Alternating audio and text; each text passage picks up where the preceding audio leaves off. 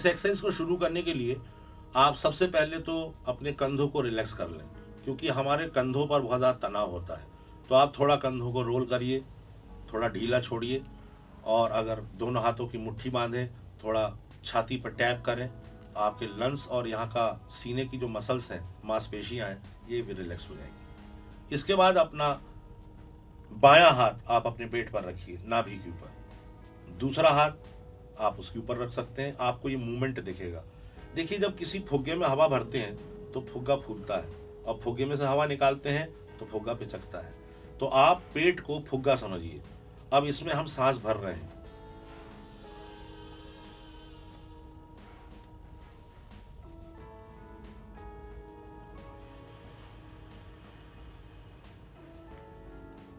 देखिए अंदर जा रहा है। अब फिर सांस भर रहा हूं। अब सांस छोड़ूंगा।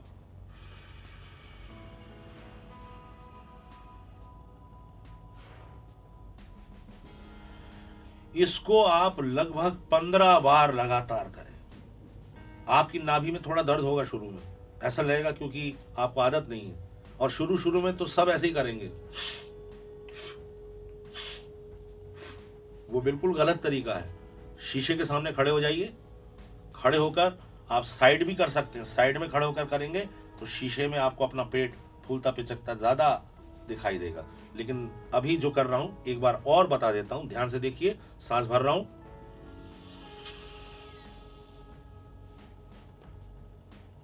सांस छोड़ रहा हूं,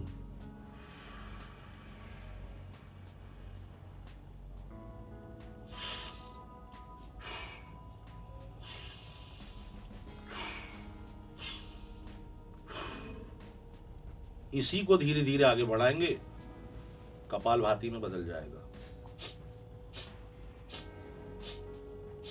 इससे कोलेस्ट्रॉल भी कंट्रोल रहेगा, आपकी टमी भी कंट्रोल में रहेगी, और ब्रीदिंग की एक्सरसाइज तो है। याद रखिए, जब तक ब्रीदिंग सिस्टम, सांस लेने का तरीका सही नहीं होगा, आपकी आवाज की क्वालिटी में चेंजेस आना असंभव है। तो आज से ही नहीं, अभी इसी सेकंड से अपने ब्रीदिंग पर काम करना शुरू कीजिए, और मेरे को सुनते हुए भी आप अपनी सांस चेक कीजिए, ये सही आ रही है और जा रही है या नहीं। ये आपको लंबे संवाद बोलने में मदद करेगी, लंबे लंबे डायलॉग में अपनी ब्रीदिंग को होल्ड करने में मदद करेगी, और आपको जब शरीर में ज्यादा ऑक्सीजन होगा, ब्लड सर्कुलेशन ज्यादा होगा, आपकी एनर्जी लेवल ज्यादा होगी। ये सबके लिए जरूरी है। आपकी सांस सही तरीके से लेना, छाती पे नहीं, पेट पे लेना। मैं आपको बाद में और प्रैक्टिकली इसको बताऊंगा, दूसरे लोगों के साथ भी करके भी, लेकिन पहले इसको समझना जरूरी है, क्योंकि हर का दो पक्ष है, सैद्धांतिक और व्यवहारिक। तो पहले थ्योरेटिकली समझ लें, फिर उसका प्रैक्टिकल एस्पेक्ट जो है वो तो आपको करना ही है, बताना ही है, और रेगुलर प्रैक्टिस करना है। अब मैं आपको मित्रों ये बताऊं कि एक्टिंग के एलिमेंट्स क्या हैं, वो कौन से तत्व हैं जो किसी व्यक्ति को अभिनेता बना सकते हैं। इसमें कई सारी चीजें हैं। मैं अभी तो आपको कुछ चीजें टुकड़े टुकड़े में बताता हूँ। बाद के सत्रों में हम इसको विस्तार से बताएंगे, और इसको कैसे कर सकते हैं इसको हम प्रैक्टिकल ढंग से भी बताएंगे। मैं जो भी बातें आपको बता रहा हूँ, आप इस बातों को सिर्फ सुनकर बैठ मत जाइए, बल्कि प्रोफेशनल एक्टर बनने के लिए जो जो आपको करना है, आप आज से ही करना शुरू कर दें, और जो करना है उसको लगातार दोहराएं। क्योंकि देखें, रिपीटिशन अपने आप में एक आर्ट है। हम लोग दोहराने से बहुत डरते हैं, लेकिन याद कीजिए, बचपन में आ ई ई या ABCD हम लोगों ने क्लास में बैठकर दोहराने से ही सीखी थी। अगर आप फिल्म एक्टर बनना चाहते हैं तो आपको एक ही दृश्य दिन भर करना पड़ेगा, अलग अलग एंगल से टेक देने पड़ेंगे। तो आपको मालूम होना चाहिए कि काम को कैसे करते हैं। सबसे पहली बात, सबसे पहला तत्व कौन सा है? सबसे पहली बात है रिलैक्सेशन। रिलैक्सेशन इमोशनली, भावनात्मक रूप से, फिजिकली, शारीरिक रूप से, हर तरह से जब एक्टर रिलैक्स होगा तभी वो निर्देशक और स्क्रिप्ट के हिसाब से इमोशन क्रिएट कर पाएगा। आप जिंदगी में कभी तनाव में हो तो आप शायद पूजा या नमाज भी अच्छे से नहीं कर सकते। इसलिए एक्टिंग तो एक क्रिएटिव आर्ट है, उसके लिए आदमी का दिमाग फ्री होना बहुत जरूरी है। और फ्री होने का मतलब उच्छृंखल हो जाना नहीं है, इर्रिस्पॉन्सिबल हो जाना नहीं है। फ्री होने का मतलब है आपका दिमाग इतना फ्री है कि जो भी आपको बताया जाए वो उसमें आप समा सकते हैं, उसको आप अप्लाई कर सकते हैं। रिलैक्सेशन के बाद दूसरी चीज आती है सबसे महत्वपूर्ण, ऑब्जर्वेशन। ऑब्जर्वेशन क्या है? हम में से हर एक आदमी जिंदगी में किसी से मिलता है, बात करता है, तो हम देखते हैं ना कि सामने वाला क्या पहना है, सामने वाला किस तरह से बात करता है, सामने वाला किस तरह से चलता है, सामने वाला किस तरह से बॉडी को इस्तेमाल करता है। ये चीजें एक कैरेक्टर से दूसरे कैरेक्टर में अंतर पैदा करती हैं। आपने देखा होगा कि कुछ लोग बहुत पान खाते हैं या गुटखा खाते हैं, तो जब वो पान और गुटखा नहीं खाते हैं तब भी उनका बोलने का तरीका कुछ ऐसा होता है कि जैसे मुंह में कुछ सुपारी या तम्बाकू रखा हो, और थोड़ा मुंह तिरछा भी हो जाता है, क्योंकि वो आदत है उनको बोलने की। जो बहुत पान खाते हैं वो थूक ना गिर जाए, इसलिए हमेशा ऊँट को आगे कर देखिए। आप ऐसा कर लीजिएगा कि जब ये शॉर्ट हो जाए ना तो आप लंच ले लीजिएगा, है, क्योंकि उसके मुंह में थूक भरा है, उसे लग रहा है वो गिर ना जाए। ये छोटी छोटी ऑब्जर्वेशन की चीजें। आप बस स्टैंड जाइए, देखिए कि बस के कंडक्टर कैसे आवाज लगाते हैं, बस का ड्राइवर सीट पर बैठकर सबसे पहले क्या करता है, वहां जो टिकट काउंटर पे बैठा हुआ आदमी वो क्या करता है। आप रेलवे स्टेशन जाइए, हजारों लोग आपको वहां मिलेंगे जो अपर क्लास के होंगे, मिडिल क्लास के होंगे, लोअर मिडिल क्लास के होंगे, या एकदम जनरल कंपार्टमेंट में चलने वाले गरीब लोग होंगे। एक ही ट्रेन में पूरा हिंदुस्तान के अलग अलग वर्ग, अलग अलग क्लास सफर कर रहा होता है। आप बैठकर ऑब्जर्व करना शुरू कीजिए, वहीं कोई आपको कलेक्टर, कोई मंत्री, कोई संतरी, कोई एक्टर, कोई प्रोफेसर, कोई फिल्म मेकर, पता नहीं आपको कौन मिलने वाला है। इसलिए एक्टर का काम है चुप रहिए, बोलिए सिर्फ अपने डायलॉग, बाकी समय अपने आंख और कान खोले रखिए, ऑब्जर्व कीजिए, और जो आप ऑब्जर्व करें कृपया उसे दोहराएं। दोहराने से ही आपको उसमें एक निष्णात, एक पारंगत, एक एफिशिएंट क्वालिटी मिलेगी, जो आप जब चाहे तब प्रोड्यूस कर पाएंगे। ऑब्जर्वेशन में कई चीजें और भी होती हैं। 2 इंस्पेक्टर होंगे, एक इंस्पेक्टर बहुत ईमानदार है, वो पुलिस की नौकरी में इसलिए आया है ताकि देश की सेवा कर सके, कानून की रक्षा कर सके। उसके पुलिस इंस्पेक्टर होने में और एक ऐसा पुलिस इंस्पेक्टर जो सड़क पे खड़ा रहता है कि आप हेलमेट नहीं पहने तो आपसे 500 रुपए ले लिए जाएं, उसके आचार व्यवहार में बहुत फर्क होगा, भले यूनिफॉर्म दोनों की पुलिस इंस्पेक्टर की हो। इसलिए हम जो कपड़े पहनते हैं, हम जो बोलते हैं, हम जो करते हैं, ये बताता है कि हमारा चरित्र किस क्लास का है, उसकी मानसिकता क्या है, उसका मनोविज्ञान क्या है। अब पता चला कि आप साधु का रोल कर रहे हैं और साधु के रोल में आप बहुत मुंह बना रहे हैं, चेहरा बना रहे हैं, आंखें चला रहे हैं, आप साधु लग ही नहीं सकते, जोकर लगेंगे आप। साधु का मतलब है वो बहुत शांत होगा, बहुत ज्ञानी होगा, ज्यादा लाउड नहीं बोलेगा, मीठे मीठे शब्दों में बड़ी बड़ी समस्याओं का निराकरण करेगा, वो आदमी साधु होगा। अगर आप वकील हैं, वकील का साधु से अलग टोन होगा, वो एकदम लॉजिक पे चलने वाला आदमी है। फलाने दिन इतने बजे यहाँ पर यह हुआ था, ये आदमी यहाँ था, ताज़िरात हिंद दफा इसके तहत मिलॉर्ड इसको यह किया जाए। वहां तर्क और बुद्धि पर चलेगा, भावना कम हो जाएगी। हालांकि भावना वहां पे भी है, लेकिन वो तर्क के आगे थोड़ी कम है। कोई रोल है जो आदमी इतना भावुक है, कई कैरेक्टर होते हैं, आपने देखा होगा जिंदगी में, आपको मिलते होंगे कॉलेज स्कूल में, जिनको हर लड़की से प्यार हो जाता है।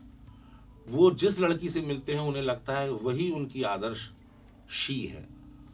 तो ऐसा आदमी जब रोमांस करता होगा, उस आदमी के रोमांस में, और अगर आप लैला मजनू में मजनू का रोल कर रहे हैं, जिसको ये भी नहीं दिख रहा है कि मौलवी बैठकर नमाज पढ़ रहा है और उसके सामने से निकल जा रहा है लैला लैला करते हुए, क्योंकि वो इश्क में इतना खोया हुआ है, तो एक प्ले बॉय लगेगा और दूसरा सच में इश्किया लगेगा कि इश्क में डूबा हुआ है।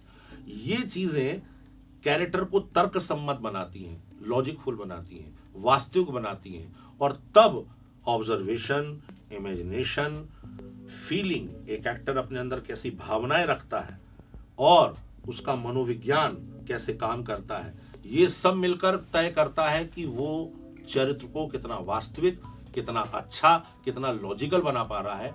और एक प्रोफेशनल एक्टर ये ही करता है, वो अपने एक एक शब्द पे काम करता है, डायलॉग पे काम करता है।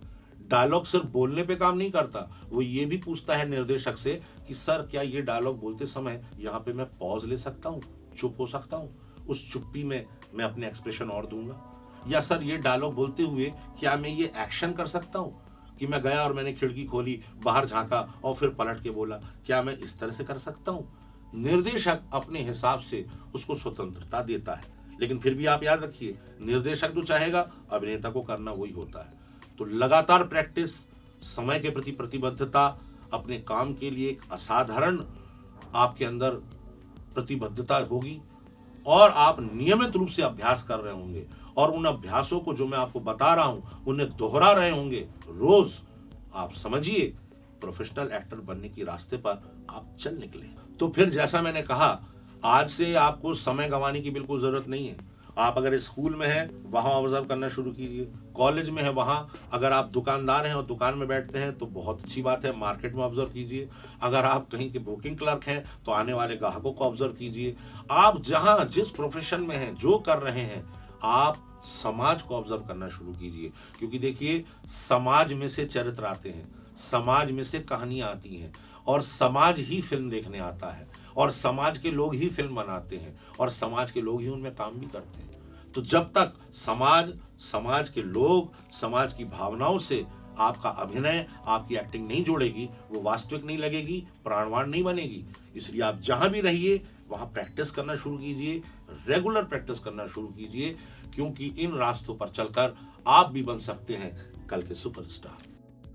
हमने बातचीत की जब शुरुआत की थी तो हमने आपको बताया था कि एक अभिनेता के दो टूल होते हैं, दो उपकरण होते हैं। मतलब हम हवा में तो अभिनय कर नहीं सकते, हमारा शरीर अभिनय करता है, क्योंकि हमारा शरीर बताता है कि हम कौन सा चरित्र कर रहे हैं। मान लीजिए आप कोई कैरेक्टर कर रहे हैं तो आपको उसके हिसाब से कॉस्ट्यूम और मेकअप देंगे ना, तो कॉस्ट्यूम और मेकअप कहाँ देंगे? आपके शरीर पे देंगे ना, चेहरे पे देंगे ना। दूसरी बात है आवाज की। आवाज एक ऐसी चीज है जिसके कारण कई अभिनेता दूसरे अभिनेताओं से बहुत आगे निकल जाते हैं। आपने देखा होगा हमारे कमर्शियल फिल्मों में प्राण साहब, अमरीश पुरी साहब और अजीत साहब, इनसे बड़ा चरित्र अभिनेता या विलेन इंडस्ट्री ने आज तक पैदा नहीं किया और ये तीनों आवाज के धनी थे। हमारी फिल्म इंडस्ट्री में दूसरे बहुत से अच्छे विलेन आए, कितने ही विलेन आए, रंजीत आए, गुलशन ग्रोवर आए, शक्ति कपूर आए और इन्होंने भी सालों तक फिल्मों में अभिनय किया। लेकिन जो बात अमरीश पुरी साहब में है, जो बात अजीत में है या प्राण साहब में है, वो इनमें नहीं है। वो क्या है? वो है आवाज, आवाज की क्वालिटी। अब आवाज अपने आप में एक बड़ी भ्रमकारी या कंफ्यूजन पैदा करने वाली चीज है। मोस्टली क्या होता है, हम दूसरे की आवाज सुनते हैं, हमें वो आवाज अच्छी लगती है, हम उसकी नकल करने लगते हैं। नकल करना अभिनय नहीं है, अपना कुछ करना अभिनय है। मान लीजिए आपने अमरीश पुरी की आवाज सुनी और आप जिंदगी में बोलने लगे, और भाई चाय कैसे दी, एक कप चाय 4 रुपए की बहुत महंगी होती है, तो लोग बोलेंगे कि चेहरा आपका है, आवाज कहीं से डबिंग करके लाए। आपकी आवाज नहीं है वो, आप अपनी आवाज में बोलें। तो आवाज को अच्छा करने के लिए सबसे पहला गुण होता है या काम होता है हमारे सांस लेने का तरीका, ब्रीदिंग सिस्टम।